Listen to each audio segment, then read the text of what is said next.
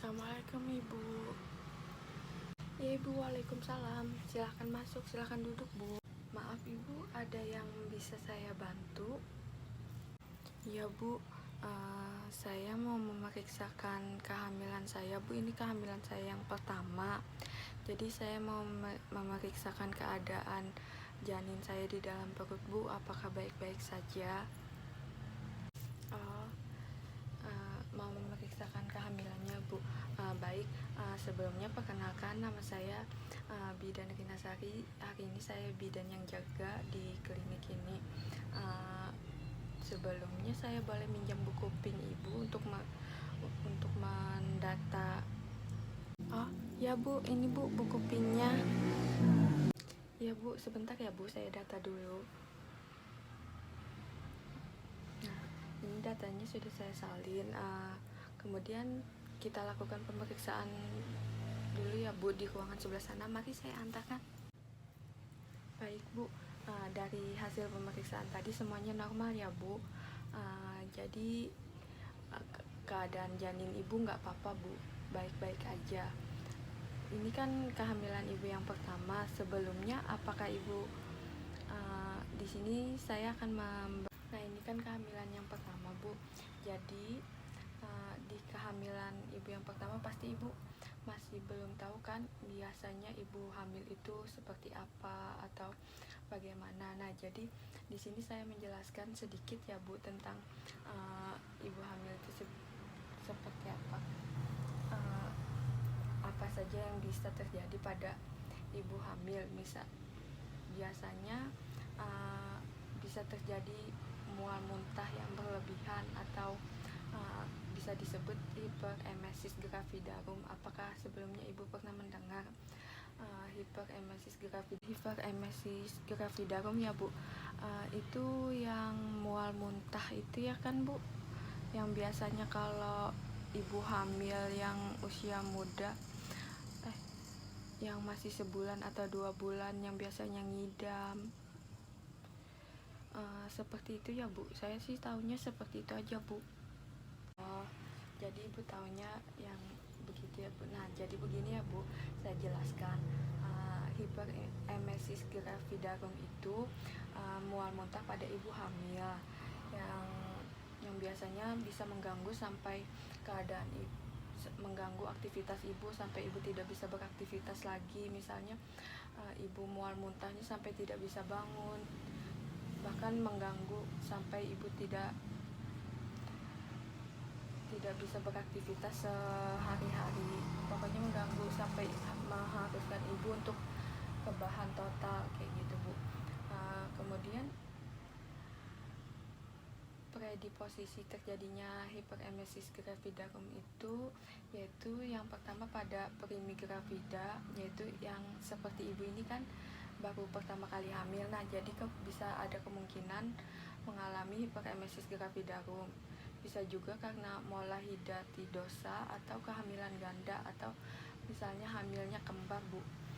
Pada molahidatidosa dan kehamilan ganda, faktor hormon memegang peran di mana hormon chorionic gonadotropin dibentuk yang berlebihan. Kemudian masuknya filikularis dalam sirkulasi maternal dan perubahan metabolik akibat hamil serta resistensi yang menurun dari pihak ibu terhadap perubahan tersebut. Kemudian bisa juga karena alergi sebagai salah satu respon dari jaringan tubuh terhadap anak. Kemudian bisa juga karena faktor psikologis seperti depresi, gangguan psikiatri, rumah tangga, dan retak kehilangan. Bisa juga karena kehilangan pekerjaan, merasa takut terhadap kehamilan dan persalinan. Karena ini yang pertama, kemungkinan ibu bisa merasa kayak takut, merasa masih bingung ya Bu menghadapi kehamilan ini bagaimana nanti saat persalinan. Kemudian ibu juga bisa tidak siap menerima kehamilannya dan memegang peran yang cukup penting dalam menimbulkan hiperemesis gravidarum. Kemudian terjadinya muntah itu adalah suatu cara di mana saluran cerna bagian atas membuang isinya.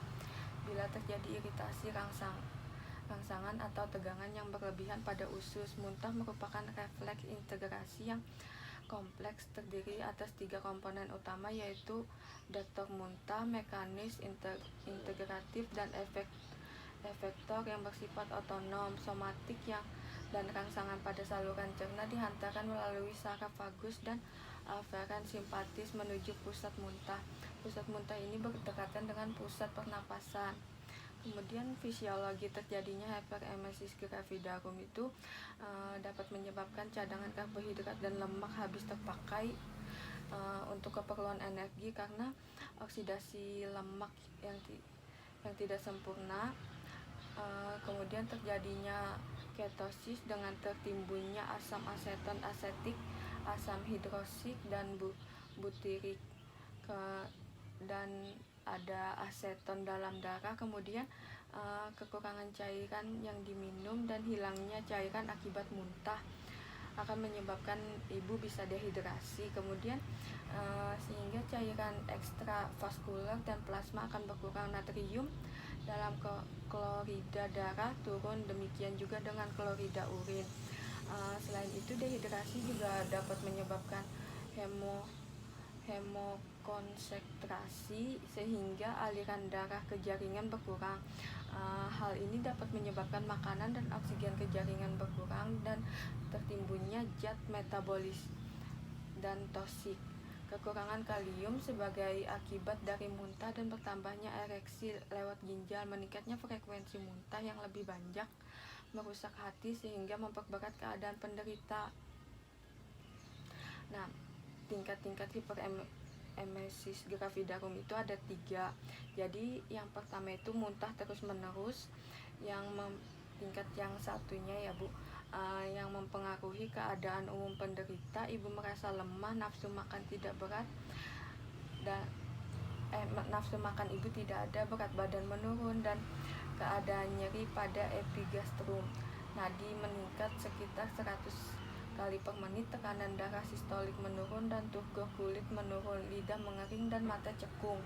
Kemudian hiperemesis tingkat 2 yaitu penderita tampak lebih lemas dan apatis, turgor kulit lebih menurun, lidah mengering dan tampak kotor, nadi kecil dan cepat, suhu kadang-kadang naik dan mata sedikit ikterik, berat badan turun dan mata menjadi cekung, tensi turun, homokonsentrasi, oliguria, dan konseptasi.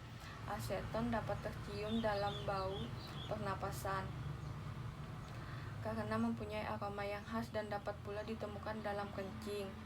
Kemudian ada hiperemesis gravidarum tingkat 3, yaitu keadaan umum lebih buruk, muntahnya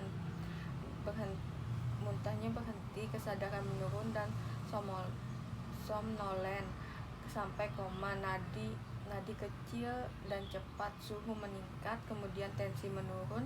Komplikasi fatal terjadi pada susunan saraf yang dikenal dengan ensephalopati vernik dengan gejala nixtamus, diplopia, dan perubahan mental.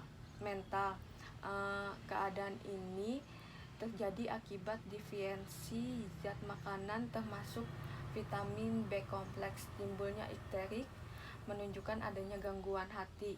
Kemudian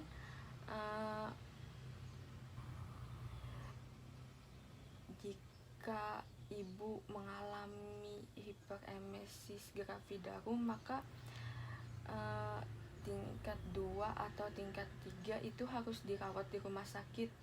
Kalau tingkat 1 masih bisa dirawat jalan Bu, tidak perlu dirawat di rumah sakit. Kemudian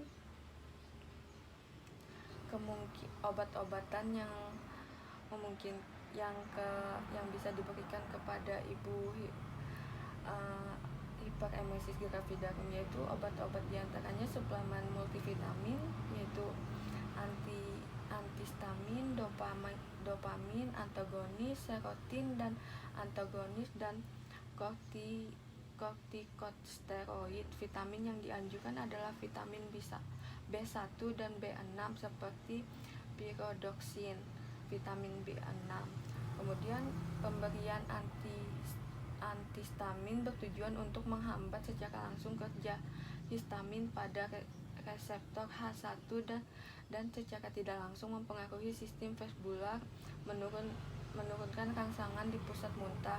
Reseptor dopamin di lambung berperan dalam menghambat mobilitas lambung. Kemudian pemberian serotonin antagonis cukup efektif dalam menurunkan keluhan mual muntah. Obat ini bekerja menurunkan rangsangan pusat muntah di medula.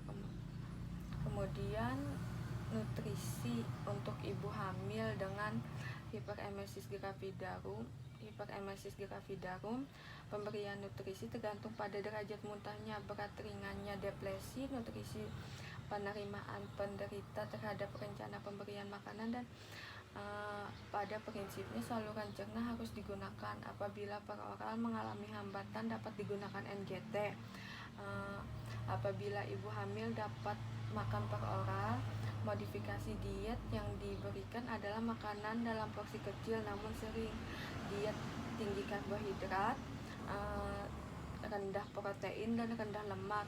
Hindari suplementasi besi untuk sementara. Hindari makanan yang emetogenik dan berbau sehingga menimbulkan rangsangan muntah. Kebutuhan kalori sehari-hari ditambah dengan 300 kcal per hari. Kemudian tentang perawatan isolasi, yaitu penderita disendirikan dalam kamar yang tenang, kemudian cerah dan memiliki peredaran udara yang baik. Apabila dirawat di rumah sakit, sebaiknya hanya dokter dan perawat saja yang diperbolehkan untuk masuk di kamar tersebut. Cairan yang keluar dan masuknya harus dicatat. Pasien tidak diberikan makan atau minum selama 24 jam. Kemudian ada terapi psikologi bahwa ibu hamil perlu atau yakin penyakitnya dapat disembuhkan. Hilangnya rasa takut oleh karena kehamilan dan persalinan itu merupakan proses fisiologis. Bisa juga kurangi pekerjaan sehingga menghilangkan masalah dan konflik lainnya yang melatar belakangi penyakit ini. Mual muntah dan gejala yang normal terjadi pada kehamilan muda dan akan menghilang setelah usia kehamilan memasuki 4 bulan ya Bu. Kemudian